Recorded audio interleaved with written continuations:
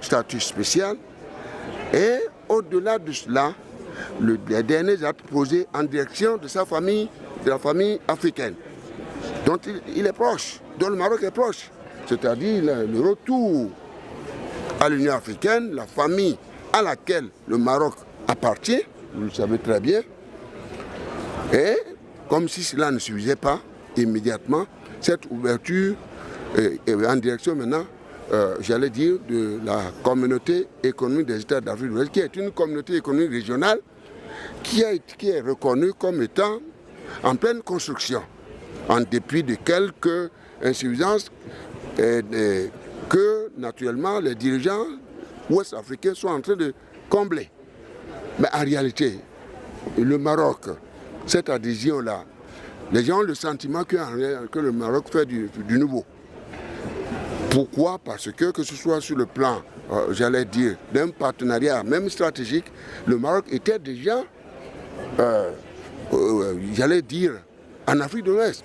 Sa présence se remarque en ce moment en tant que premier investisseur, j'allais dire, premier investisseur africain en Afrique de l'Ouest, donc du point de vue des échanges, du point de vue de la culture, sur le rapprochement, nous avons mis en relief.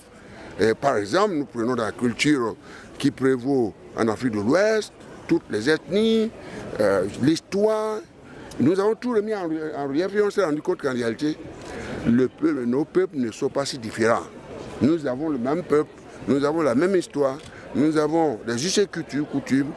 Lorsqu'on prend par exemple l'histoire du Sénégal, etc., l'ancienne, j'allais dire, en tant que l'ancienne colonie française en Afrique de l'Ouest, etc. Donc, en conclusion, nous sommes une famille. Le Maroc ne commande pas. Mais sa requête vient à point nommé pour dire qu'ensemble, nous serons plus forts pour tenir compte des mutations qui affectent aujourd'hui ce monde.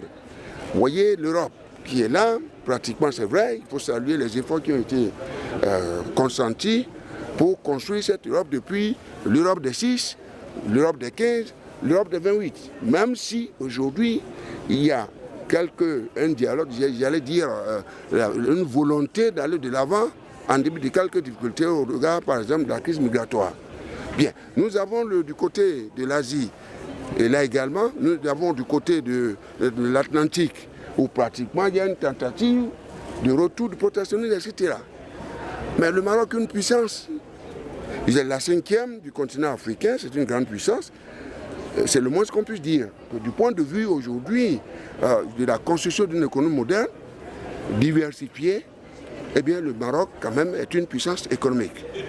Alors cette puissance économique qui viendra s'ajouter à la communauté économique des États de l'Afrique de l'Ouest, eh bien nous allons aboutir alors, franchement parlant, à une grande puissance qui sera peut-être vers les années 2030, pourquoi pas peut-être la 10e puissance dans le monde. Et pourquoi pas? Pour la simple raison que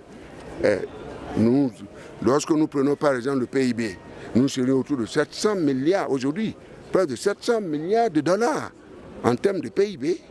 Une zone avec le Maroc, une zone ouest-africaine avec le Maroc, une zone ouest-africaine qui donnera en termes de population, j'allais dire près de 5 millions, ou 600 millions, 700 millions d'habitants. Et en termes de superficie, plus de 5 millions de kilomètres carrés, avec ces ressources du sous-sol, maritime, et sa jeunesse. Près de 60% sont représentés par des jeunes de moins de 35%. Professionnalisés, formés, etc. Eh bien, c'est une zone ouest-africaine en pleine construction avec un avenir radieux. Donc nous voulons travailler ensemble, à vrai dire. Et c'est pourquoi nous avons, ce matin, le module que nous avons eu, c'est de dire que nous voulons travailler ensemble et que la requête de Sa Majesté le roi Mohamed VI vient à point nommé répondre à une attente. Nous voulons construire une ouest africaine des peuples. Vous savez, je crois que l'Institut Amadou qui pratiquement joue un rôle de leadership, puisque cet institut, dans le cadre, disons, de cette volonté de travailler ensemble, le vouloir vivre ensemble, est en train de faire un travail remarquable de sensibilisation. Et aller dire vers l'Afrique. Nous a convié un certain nombre de partenaires, de personnalités, etc., pour approfondir la réflexion et arrêter une meilleure stratégie. Voilà ce que nous pouvons dire ce matin. Il y a une convergence de vues terrible qui vient confirmer, j'allais dire, la volonté qui anime les chefs d'État ouest-africains. Parce qu'il y a eu, à la suite, disons, de cette requête, rappelez-vous, vous le savez bien, la presse, vous avez, je crois, amplifié cela. Au sommet du Libéria, l'accord de principe a été donné. Oui. Sans gêne.